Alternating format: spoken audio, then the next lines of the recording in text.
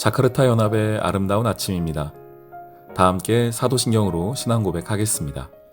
전능하사 천지를 만드신 하나님 아버지를 내가 믿사오며 그 외아들 우리 주 예수 그리스도를 믿사오니 이는 성령으로 잉태하사 동정녀 마리아에게 나시고 본디오 빌라도에게 고난을 받으사 십자가에 못 박혀 죽으시고 장사한 지 사흘 만에 죽은 자 가운데서 다시 살아나시며 하늘에 오르사 전능하신 하나님 우편에 앉아 계시다가 저리로서 산자와 죽은 자를 심판하러 오시리라.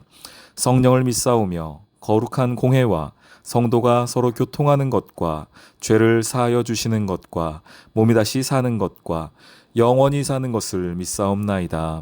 아멘. 예수께서 이 말씀을 하시고 예루살렘을 향하여 앞서서 가시더라. 감람원이라 불리는 산 쪽에 있는 벳바게와 베다니에 가까이 가셨을 때 제자 중 둘을 보내시며 너희는 맞은편 마을로 가라. 그리로 들어가면 아직 아무도 타보지 않은 나귀 새끼가 매여 있는 것을 보리니 풀어 끌고 오라. 만일 누가 너희에게 어찌하여 푸느냐 묻거든 말하기를 주가 쓰시겠다 하라. 보내심을 받은 자들이 가서 그 말씀하신 대로 만난지라. 나귀 새끼를 풀 때에 그 임자들이 이르되 어찌하여 나귀 새끼를 푸느냐? 주께서 쓰시겠다. 그것을 예수께로 끌고 와서 자기들의 겉옷을 나귀 새끼 위에 걸쳐놓고 예수를 태우니 가실 때 그들이 자기의 겉옷을 길에 펴더라. 이미 감람산 내리막길에 가까이 오심에 제자의 온 무리가 자기들이 본 바 모든 능한 일로 인하여 기뻐하며 큰 소리로 하나님을 찬양하여 찬송하리로다. 주의 이름으로 오시는 왕이여, 하늘에는 평화요 가장 높은 곳에는 영광이로다. 무리 중 어떤 바리새인들이 말하되 선생이여, 당신의 제자들을 책망하소서. 내가 너희에게 말하노니 만일 이 사람들이 침묵하면 돌들이 소리 지르리라. 가까이 오사 성을 보시고 우시며 이르시되 너도 오늘 평화에 관한 일을 알았더라면 좋을 뻔하였거니와 지금 내 눈에 숨겨졌도다. 날이 이를지라 내 원수들이 토둔을 쌓고 너를 둘러 사면으로 가두고 또 너와 및 그 가운데 있는 내 자식들을 땅에 메어치며 돌 하나도 돌 위에 남기지 아니하리니 이는 내가 보살핌 받는 날을 알지 못함을 인함이니라. 성전에 들어가사 장사하는 자들을 내쫓으시며 그들에게 이르시되 기록된 바 내 집은 기도하는 집이 되리라 하였거늘 너희는 강도의 소굴을 만들었도다. 예수께서 날마다 성전에서 가르치시니 대제사장들과 서기관들과 백성의 지도자들이 그를 죽이려고 꾀하되 백성이 다 그에게 귀를 기울여 들으므로 어찌할 방도를 찾지 못하였더라. 샬롬, 자카르타 연합의 아름다운 아침입니다. 어제 저희가 함께 말씀을 나누면서 열 문화 이야기를 했었죠. 주님의 다시 오심을 기다리는 자들의 삶의 태도를 말했습니다. 오늘 말씀 속에서 한 가지를 또 좀 발견하게 되는데 41절 말씀이에요.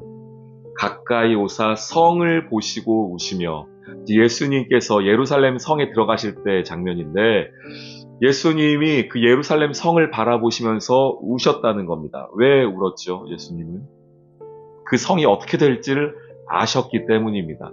그 성은 어떻게 될 것입니까? 곧 무너지게 될 것입니다.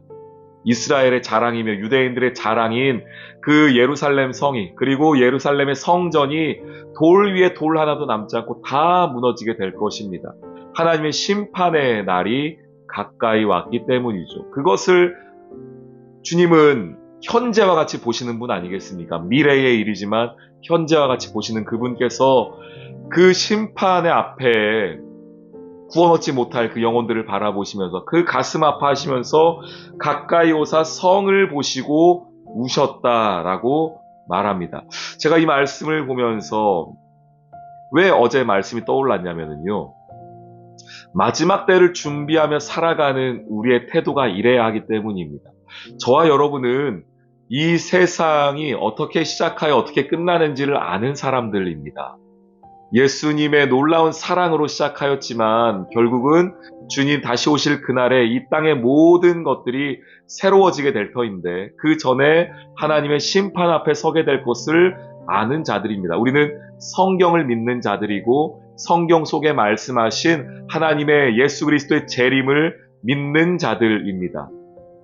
그렇다고 한다면 우리가 이 시대를 바라보면서 두 손 놓고 그냥 있을 수가 있습니까? 예수 그리스도가 없이 살아가다가 심판을 당하게 될 그들을 바라보며 이 시대와 이 세대를 바라보면서 실은 우리도 이 성을 보시고 우시며 라고 하셨던 그 예수님의 마음이 저와 여러분의 마음이 되어야 하지 않겠습니까?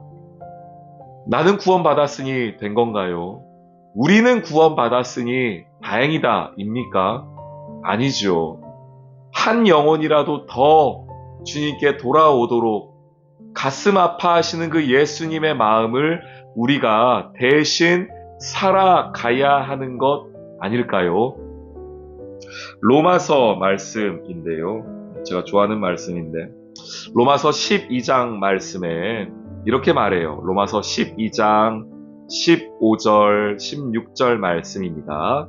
즐거워하는 자들과 함께 즐거워하고 우는 자들과 함께 울라. 근데 이건 단순히 이 세상을 살아가는 불쌍한 사람들 잘 챙겨줘라가 아니죠. 그 영혼들이 왜 울고 있습니까?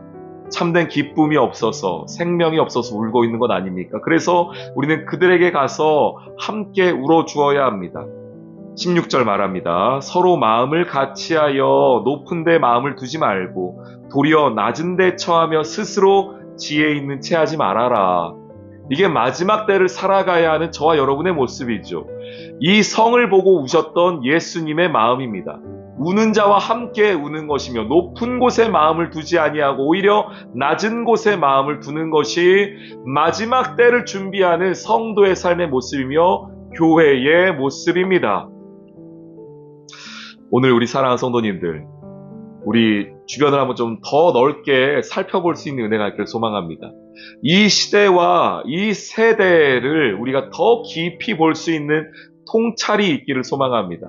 그러면 보이게 될 겁니다. 그리고 우리 울게 될 것이고요. 기도하게 될 것입니다. 왜냐? 예수밖에 답이 없기 때문이죠. 예수 외에는 구원자가 없기 때문입니다. 오늘 이 하루, 우는 자와 함께 우는 하루, 이 성을 바라보며 이 시대를 바라보며 아버지의 마음으로 함께 기도할 수 있는 하루 되시기를 주님의 이름으로 축원합니다. 아멘. 오늘의 기도. 주님, 우리는 이 세상의 마지막을 아는 사람들입니다. 그리고 그때를 준비하는 자들입니다. 주께서 허락하신 오늘의 삶이 복음 전파와 심판의 준비 시간임을 기억하게 하시어 이 세상을 바라보며 눈물과 가슴 아파하시는 아버지의 마음을 함께 깨닫게 해주세요. 예수님의 이름으로 기도합니다. 아멘.